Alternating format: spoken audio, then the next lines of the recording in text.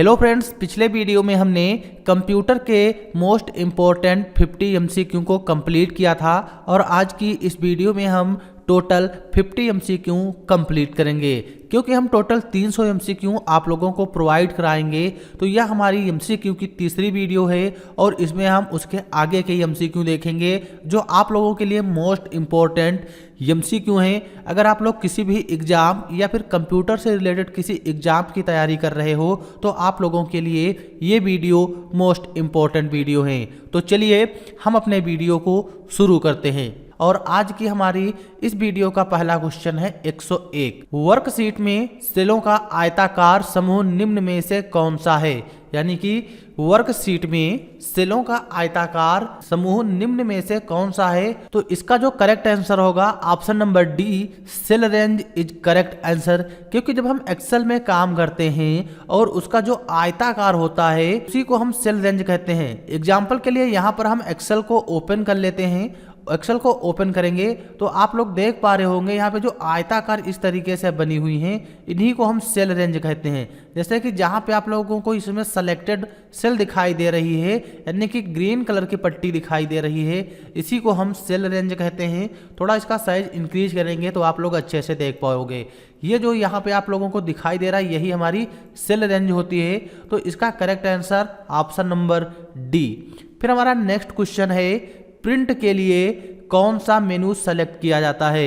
यानी कि जब हम MS वर्ड या फिर एक्सेल या फिर पावर पॉइंट इस तरीके से अगर किसी भी एप्लीकेशन पे काम करते हैं तो उसमें अगर हमें प्रिंट करना है तो प्रिंट का ऑप्शन जो है वो हमको कहाँ पे मिलेगा।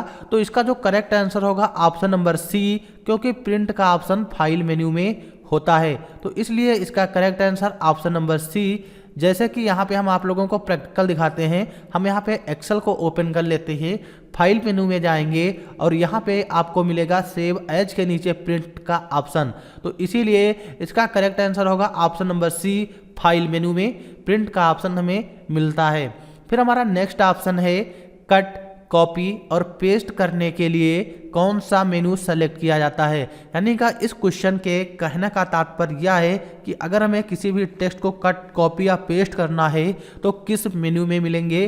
तो इसका जो करेक्ट आंसर होगा ऑप्शन नंबर डी, एडिट मेनू में ये चीज़ें मिलती हैं। जैसे कि यहाँ पे हम एग्जाम्पल के लिए आप लोगों को नोटपैड ओपन करके दिखाते हैं। तो यहाँ पे हम टाइप करेंगे नोटपैड और नोटपैड हमारा ओपन हो जाएगा। जैसे कि वहाँ पे ऑप्शन था कट, कॉपी के ऑप्शन किस मेनू में मिलते हैं तो एडिट मेनू को सेलेक्ट करेंगे। कट, कॉपी, पेस्ट हमारे ऑप्शन एडिट मेनू में मिलेंगे। फिर हमारा नेक्स्ट क्वेश्चन है, एक्सेल में एक्टिव सेल के कंटेंट्स को कौन डिस्प्ले करता है।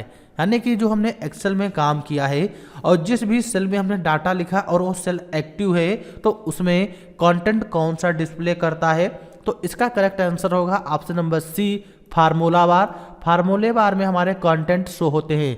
जैसे कि यहाँ पे हमने एक्सेल को ओपन कर लिया, थोड़ा मैटर हमने एग्जांपल यहाँ लिखा और थोड़ा मैटर हमने यहाँ पे लिखा और थोड़ा मैटर हमने यहाँ पे लिख लिया। तो अब जिस भी सेल को हम एक्टिव करेंगे यानी कि जिस भी सेल में हम होंगे तो फार्मूला बार जो ऊपर दिखाई दे रहा है, देखो फार्मूला बार लिख के आ रहा है, तो वो कंटेंट हमारा फार्मूला बार में ही डिस्प्ले करेगा। जैसे हमने इस सेल पे क्लिक किया तो इस सेल का भी कंटेंट फार्मूले बार में ही डिस्प्ले हो रहा है। तो इसका correct answer option number C होगा। फिर नेक्स्ट है, MS वर्ड में स्पेलिंग को सही करने वाले सॉफ्टवेयर को क्या कहते हैं। यानी कि जब MS वर्ड में स्पेलिंग को सही करने वाले सॉफ्टवेयर को क्या कहते हैं। तो इसका जो करेक्ट आंसर होगा option number A, spell check. यानी कि जब हम MS वर्ड में स्पेलिंग चेक करते हैं तो स्पेल चेक एक ऑप्शन होगा, उसी ऑप्शन की सहायता से हम स्पेल चेक करेंगे। फिर हमारा नेक्स्ट क्वेश्चन है, वर्ड डॉक्यूमेंट का डिफ़ॉल्ट फाइल एक्सटेंशन क्या है।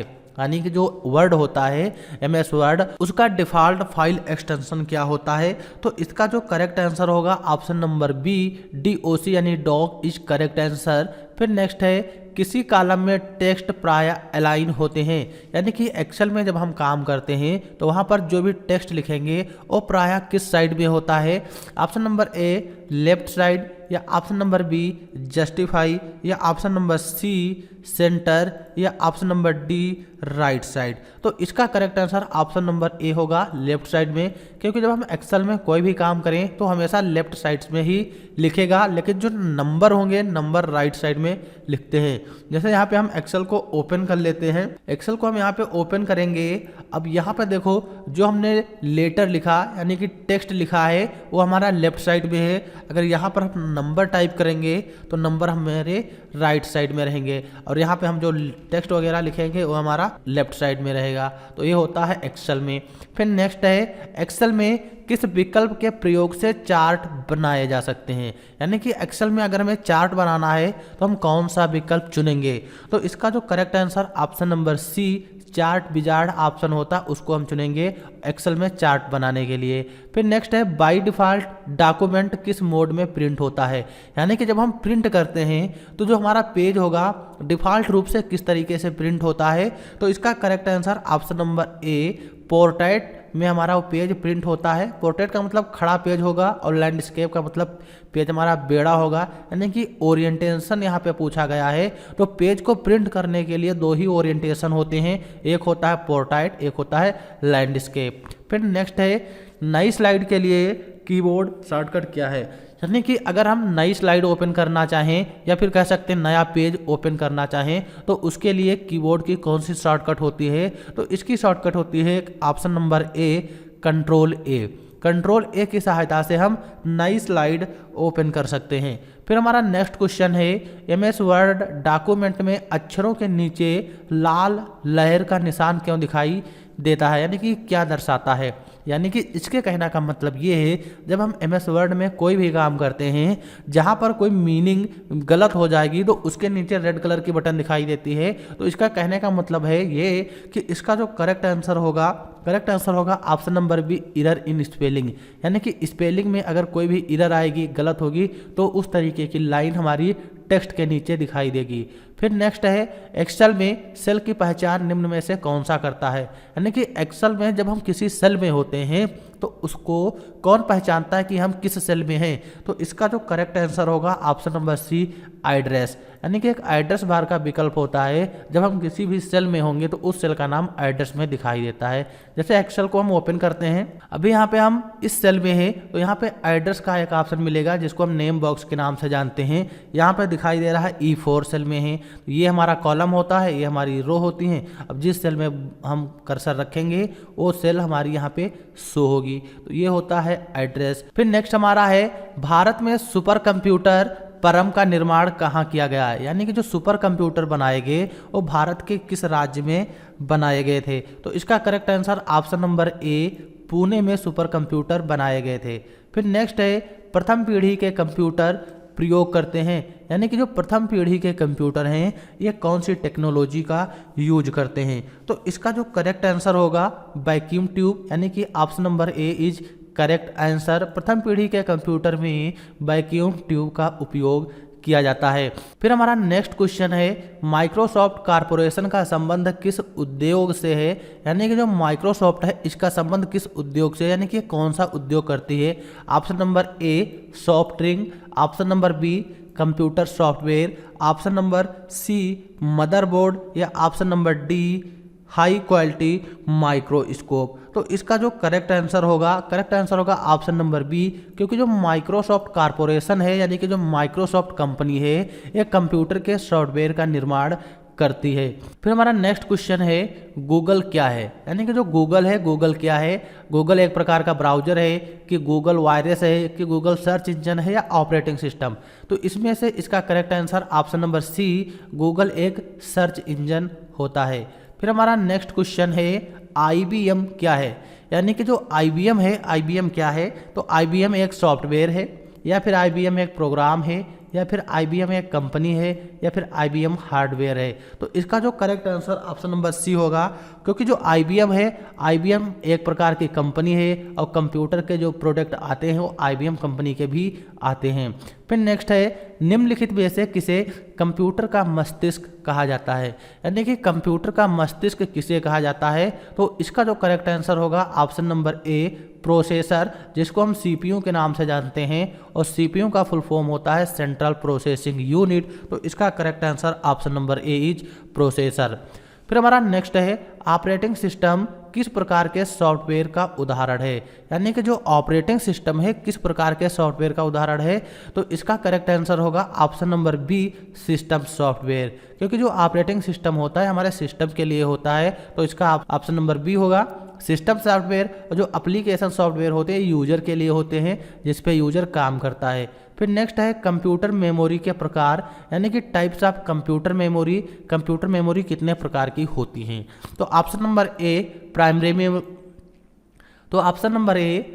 Memory, option number B secondary memory, option number C both A and B या नन ऑफ दीज। तो इसका करेक्ट आंसर होगा ऑप्शन नंबर सी, क्योंकि हमारी जो मेमोरी होती हैं दो प्रकार की होती हैं, एक होती है प्राइमरी मेमोरी और एक होती है सेकेंडरी मेमोरी।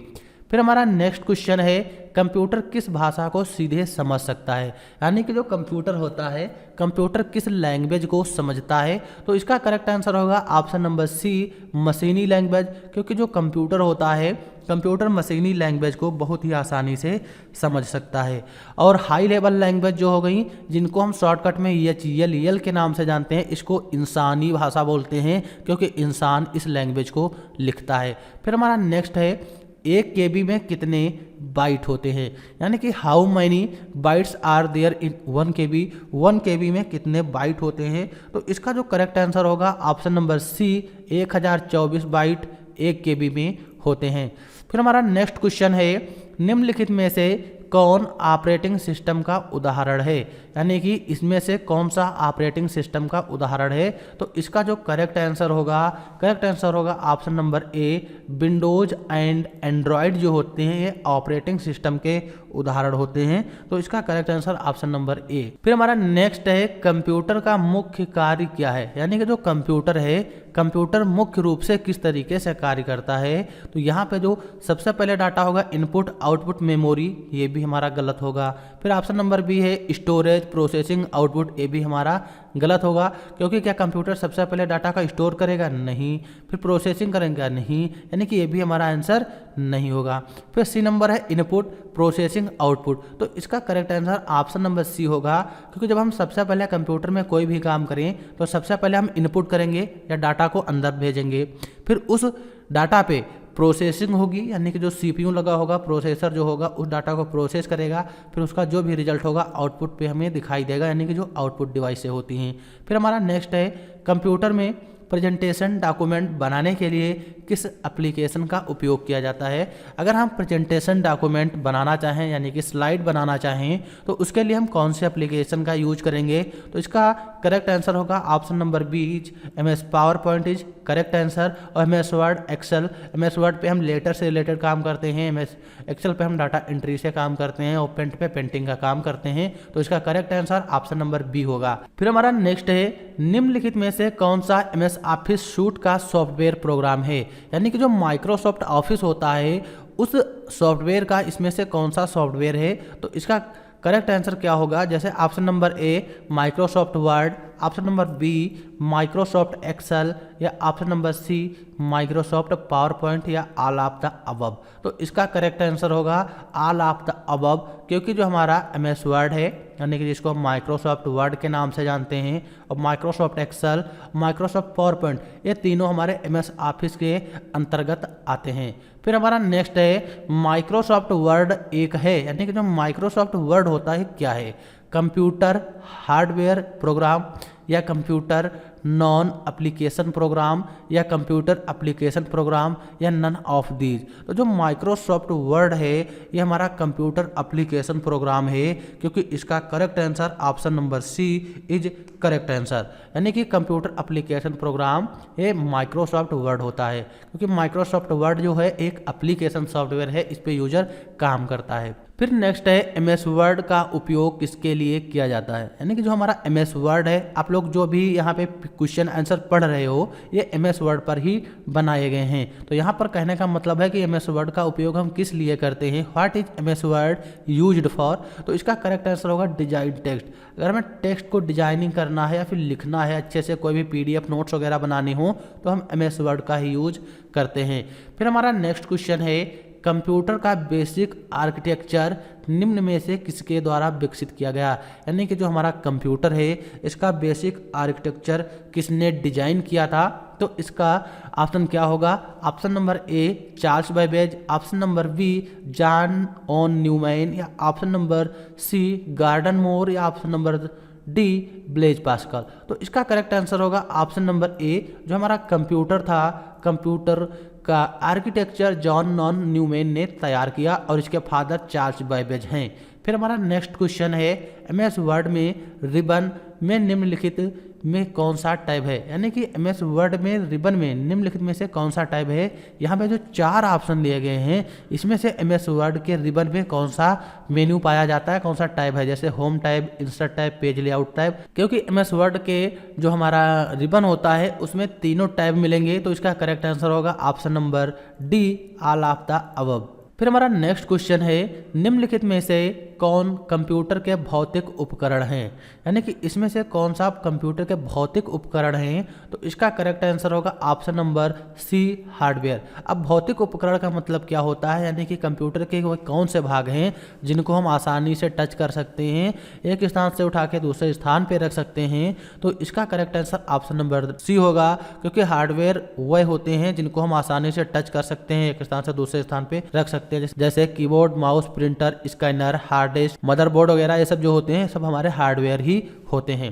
फिर हमारा नेक्स्ट क्वेश्चन है ट्रांजिस्टर का आविष्कार कब हुआ, when was the transistor invited, यानी कि जो ट्रांजिस्टर है, ट्रांजिस्टर टेक्नोलॉजी जो यूज हुई थी इसका आविष्कार कब हुआ। तो इसका जो करेक्ट आंसर होगा, इसका correct answer option number D 1948 में ट्रांजिस्टर का यूज किया गया और ट्रांजिस्टर टेक्नोलॉजी कंप्यूटर के सेकंड जनरेशन में यूज की गई। फिर नेक्स्ट है कंट्रोल EX शॉर्टकट से क्या होता है, यानी कि जो कंट्रोल EX शॉर्टकट है इस शॉर्टकट का यूज क्या होगा, सेलेक्ट किए हुए टेक्स्ट या आइटम को कट करना। तो इसका करेक्ट आंसर यही होगा, क्योंकि हम कंट्रोल EX जो शॉर्टकट होती है इसका यूज करके किसी भी टेक्स्ट को सेलेक्ट करेंगे, फिर उस आइटम को हमें कट करेंगे, तब वो आइटम उस स्थान से हट जाएगा। फिर हमारा नेक्स्ट क्वेश्चन है किस भी डॉक्यूमेंट को प्रिंट करने के लिए शॉर्टकट कुंजी कौन सी होती है, यानी कि अगर हमें किसी भी डॉक्यूमेंट को प्रिंट करना हो तो उसकी शॉर्टकट कुंजी क्या होगी, यानी कि उसकी शॉर्टकट क्या होगी। तो option number B control P is correct answer. Control P shortcut होती है प्रिंट करने की। MS वर्ड में निम्नलिखित में से कौन सा keyboard shortcut font dialog box window खोलता है, यानी कि MS वर्ड में जब हम काम करते हैं जो वहाँ पे फॉन्ट डायलॉग बॉक्स होगा उसको हम ओपन करने के लिए किस शॉर्टकट का यूज करेंगे। तो इसका जो करेक्ट आंसर होगा control D। Control D shortcut का यूज हम फॉन्ट डायलॉग बॉक्स ओपन करने के लिए करते हैं। फिर हमारा नेक्स्ट क्वेश्चन है MS वर्ड में जब आप एक नया रिक्त दस्तावेज खोलते हो तो डिफ़ॉल्ट दस्तावेज का नाम क्या होगा, यानी कि इस क्वेश्चन का कहने का मतलब यह है कि जब हम MS वर्ड में कोई नया पेज लेते हैं तो उस नए पेज का फाइल नेम जो होगा क्या होगा। तो इसका करेक्ट आंसर होगा option number B document 1 is correct answer, क्योंकि जब हम MS वर्ड में कोई नया पेज ओपन करते हैं तो उस फाइल का नाम डॉक्यूमेंट 1 होता है। फिर हमारा नेक्स्ट है MS वर्ड में 36 पॉइंट का फॉन्ट साइज कितने इंच के बराबर होता है, यानी कि क्वेश्चन के कहने का तात्पर्य यह है कि जब हम MS वर्ड में किसी भी टेक्स्ट का साइज 36 पॉइंट तक बढ़ा देते हैं तो 36 पॉइंट कितने इंच के बराबर होगा। तो इसका जो करेक्ट आंसर होगा ऑप्शन नंबर डी 0.5 इंच के बराबर हमारा 36 पॉइंट होता है। फिर हमारा नेक्स्ट क्वेश्चन है किसी दस्तावेज को दिया गए नाम को क्या कहते हैं, यानी कि जब हम किसी भी फाइल का कोई नाम देते हैं तो उससे हम क्या कहेंगे। तो इसका जो करेक्ट आंसर होगा फाइल नेम, क्योंकि उस फाइल को हम फाइल नेम से जानेंगे। तो इसका correct answer option number A is file name. फिर हमारा नेक्स्ट है किसी दस्तावेज में परिवर्तन करने को कहा जाता है। यानी कि जब हम कोई काम करते हैं, काम कर चुके हैं, फिर उस फाइल में हम कुछ बदलाव करें, बाद में कुछ जोड़ें या कम करें या एडिट करें, तो उसको हम क्या कहेंगे? तो इसका correct answer option number B होगा, एडिटिंग। क्योंकि जब हम किसी भी दस्तावेज में कोई परिवर्तन करते हैं यानी कि बदलाव करते हैं तो उसको एडिटिंग कहा जाता है। फिर हमारा नेक्स्ट है, MS वर्ड में निम्नलिखित में से कौन सा मेन्यू बार एक विकल्प नहीं है? यानी कि जो यहाँ पर 4 ऑप्शन दिए हैं, इसमें से कौन सा ऐसा ऑप्शन है जो MS वर्ड के मेन्यू बार का हिस्सा नहीं है, या फिर कह सकते हैं वो ऑप्शन मेन्यू बार में नहीं पाया जाता? तो ऑप्शन नंबर ए इंटरनेट, या ऑप्शन नंबर बी इंसर्ट, या option number C home, option number D page layout. तो इसका correct answer option number A, जो इंटरनेट होता है। इंटरनेट एक किसी का मेन्यू नहीं है, ये इंटरनेट एक नाम होता है। तो इसका correct answer option number A is correct answer. फिर हमारा नेक्स्ट क्वेश्चन है, निम्नलिखित में कौन सा इनपुट डिवाइस मुख्य रूप से टेक्स्ट डेटा दर्ज करने के लिए प्रयोग किया जाता है? यानी कि ऐसी कौन सी इसमें से इनपुट डिवाइस है जिसका यूज हम टेक्स्ट डाटा दर्ज करने के लिए करते हैं? तो इसका करेक्ट आंसर ऑप्शन नंबर ए, कीबोर्ड एक ऐसी इनपुट डिवाइस है जिस डिवाइस के माध्यम से कोई भी डाटा हम अंदर दर्ज करते हैं। फिर हमारा नेक्स्ट क्वेश्चन है, फाइट यानी कि FAT, फाइट विंडोज द्वारा डिस्क फॉर्मेटिंग के लिए आमतौर पर प्रयोग में लिया जाने वाला लॉजिकल फॉर्मेट है। यानी कि फाइट का पूर्ण रूप क्या है? इसके कहने का मतलब है कि जो फाइट होता है विंडोज द्वारा डिस्क फॉर्मेटिंग के लिए आमतौर पर प्रयोग में लाया जाने वाला एक लॉजिक फॉर्मेट है। जो फाइट है इसका पूर्ण नाम क्या है, यानी कि इसका फुल फॉर्म क्या होता है? तो इसका जो करेक्ट आंसर होगा option number B, file allocation table is correct answer, option number B. फिर हमारा नेक्स्ट क्वेश्चन है, निम्नलिखित में से कौन सा कीबोर्ड शॉर्टकट MS वर्ड में सेव एज विकल्प को खोलता है? यानी कि MS वर्ड में जब हम काम करते हैं और हमें सेव एज का विकल्प ओपन करना हो तो इसमें से कौन सी शॉर्टकट यूज होगी? तो इसका जो करेक्ट आंसर होगा ऑप्शन नंबर सी, F12 जो शॉर्टकट होती है कीबोर्ड में जो फंक्शन की होती हैं, F12 बटन, इस शॉर्टकट का यूज हम save as dialog box open करने के लिए करते हैं। फिर हमारा नेक्स्ट क्वेश्चन है, वर्ड प्रोसेसिंग प्रोग्राम में किस प्रकार की फाइल बनाई जाती हैं? यानी कि MS वर्ड में किस प्रकार की फाइल बनाई जाती हैं? तो इसका करेक्ट आंसर होगा ऑप्शन नंबर डी, डॉक्यूमेंट जो फाइल होती हैं, डॉक्यूमेंट फाइल MS वर्ड में बनाई जाते हैं। फिर हमारा नेक्स्ट क्वेश्चन है, MS वर्ड में टेबल किस रिबन मेनू में होता है? यानी कि जब हम MS वर्ड में काम करते हैं और हमको वहाँ पे टेबल डिजाइन करनी हो तो टेबल मेनू किस रिबन में होता है? तो इसका जो correct answer option number C, क्योंकि MS वर्ड में जो टेबल मेनू होगा वो हमें इंसर्ट टैब में मिलेगा, जो इंसर्ट मेन्यू होता है। फिर नेक्स्ट है हमारा, निम्नलिखित में से कौन सी कैश मेमोरी की मान श्रेणी नहीं है? यानी कि तो यहाँ पे L1, L2, L3, L4 ये हमारी कैश मेमोरी के भाग हैं। तो इसमें से कौन सा ऐसा भाग है जो कैश मेमोरी में नहीं होता? तो इसका correct answer option number D, L4 जो है, L4 कैश मेमोरी का हिस्सा नहीं है, क्योंकि कैश मेमोरी 3 ही टाइप की होती हैं, L1, L2, L3। तो इसका correct answer option number D.